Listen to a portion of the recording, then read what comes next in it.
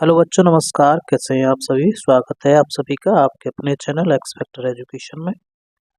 दोस्तों, आज का टॉपिक भारत की नदियां, रिवर्स इन द इंडिया। अध्याय फर्स्ट है चैप्टर फर्स्ट है इस बुक से। ये देखने वाले हैं इम्पोर्टेंट रिवर्स। ठीक है, अगर आप चैनल पर नए हैं तो चैनल को सब्सक्राइब कर लीजिए, जिससे आने वाली वीडियो की अपडेट मिल सके। ठीक है, इससे पहले भी हमने वीडियो करा रखे हैं इसी बुक से। ठीक, तो उन्हें भी आप देख सकते हैं। चैनल में प्लेलिस्ट बना हुआ है, सभी टॉपिक्स इस बुक से कवर करा रहे हैं। तो चलिए करते हैं वीडियो स्टार्ट।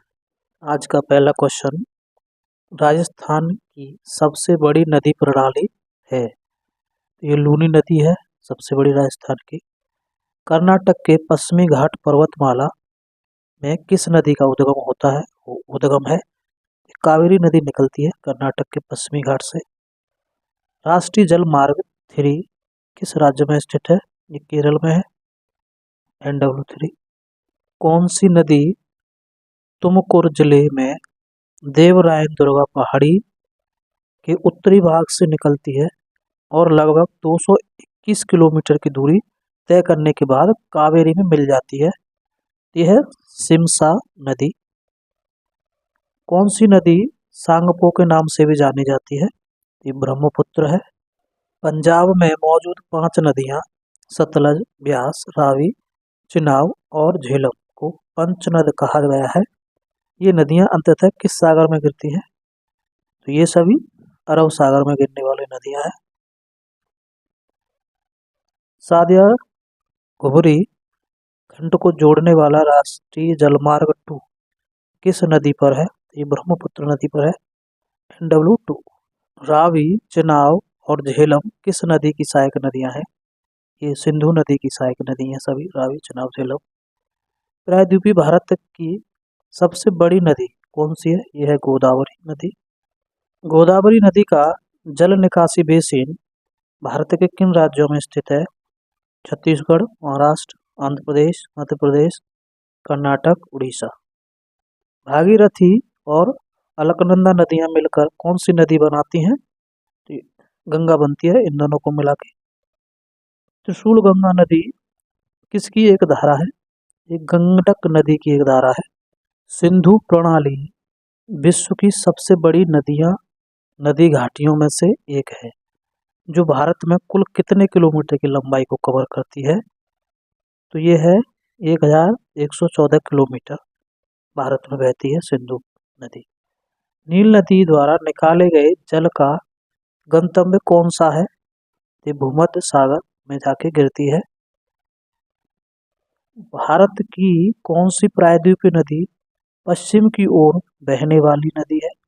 ये नर्मदा है, जो कि अरब सागर में गिरती है।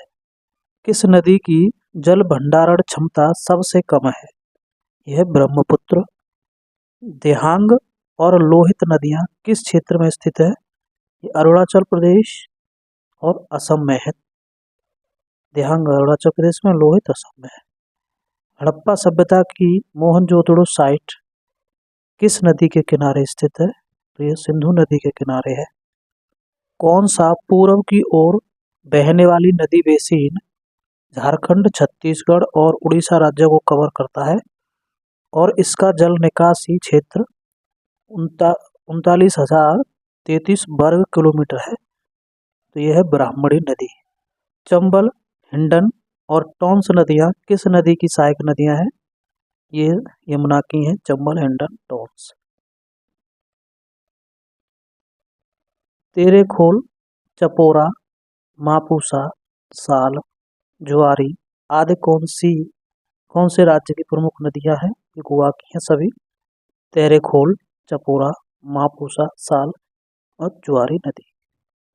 भारत में कौन सी नदी सबसे अधिक राज्यों से होकर गुजरती है? तो ये गंगा। हरिके बैराज का निर्माण किन दो नदियों के संगम पर किया गया है? हरिके बैराज ये ब्यास और सतलज नदी के संगम पर है। अजंता गुफाएं किस नदी के बाएं किनारे पर स्थित है? यह है वाघोरा। यमुना नदी किस राज्य केंद्र शासित प्रदेश से निकलती है? ये उत्तराखंड से निकलती है।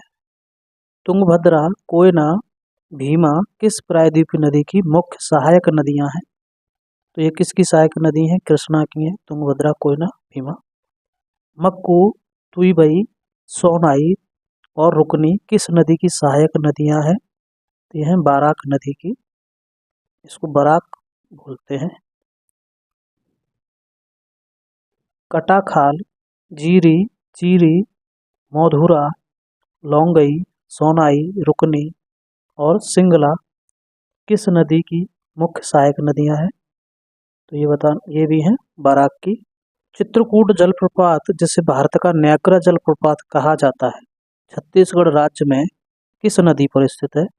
ये इंद्रावती नदी पर स्थित है चित्रकूट जलप्रपात। न्याग्रा के नाम से इसको जाना जाता है, भारत का न्याग्रा। सिंधु जल संधि 1960 के अनुसार भारत सिंधु नदी के जल का कितना प्रतिशत उपयोग कर सकता है? 20% पानी इसका यूज कर सकते हैं। इनाम गांव का पुरातात्विक स्थल किस नदी के किनारे स्थित है?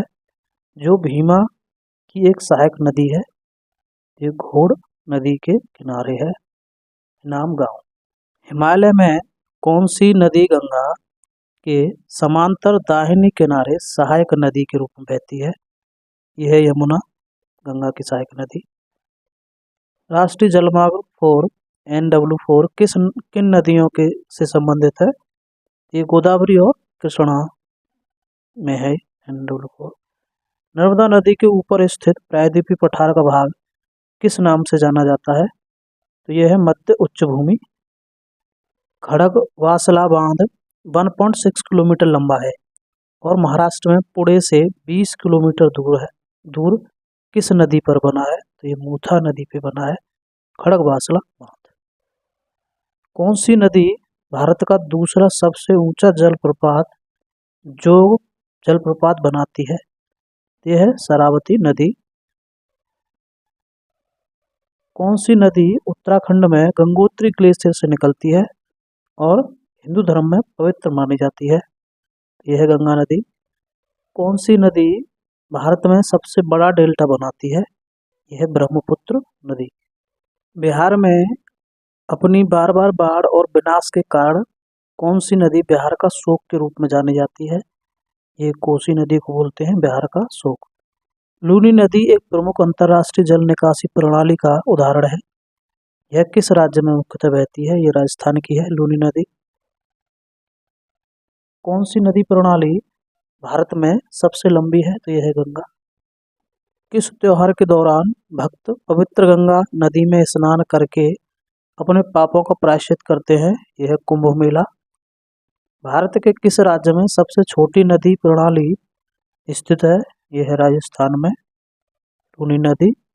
कावेरी नदी भारत का दूसरा सबसे बड़ा नदी बेसिन बनाती है और मुख्य रूप से किन राज्यों द्वारा साझा की जाती है? तो तमिलनाडु और कर्नाटक में बहती है कावेरी नदी। चंबल नदी द्वारा काटी गई गहरी घाटियां और गारियां डैश में बदलैंड के रूप में जानी जाती हैं और कृषि उपयोग के लिए उपयुक्त नहीं है। तो ये है मालवा का पठार। मंजरा इस नदी की सहायक नदी है, तो ये गोदावरी की सहायक नदी है मंजरा। जास्कर किसकी सहायक नदी है? ये सिंधु नदी की है जास्कर। शिव समुद्रम द्वीप किस नदी द्वारा बनता है? एक कावेरी नदी द्वारा बना हुआ है शिव समुद्रम द्वीप। दिल्ली में बहने वाली मुख्य नदी कौन सी है? ये यमुना है। ओंकारेश्वर योजना किस नदी से संबंधित है? ये नर्मदा नदी से संबंधित है। हीराकुंड किससे संबंधित है? ये महानदी से संबंधित है। अरावली पर्वत श्रृंखला किसके बीच जल विभाजक का कार्य करती है? सिंधु और गंगा नदी घाटियों के बीच ये अरावली पर्वत श्रृंखला विभाजक का काम करती है। महानदी उद्गम किस राज्य में है? ये छत्तीसगढ़ से निकलती है महानदी। अलकनंदा नदी भारत में भागीरथी नदी से कहाँ मिलती है? ये देवप्रयाग में मिलती है। आज के लिए इतना ही, मिलते हैं नेक्स्ट वीडियो में।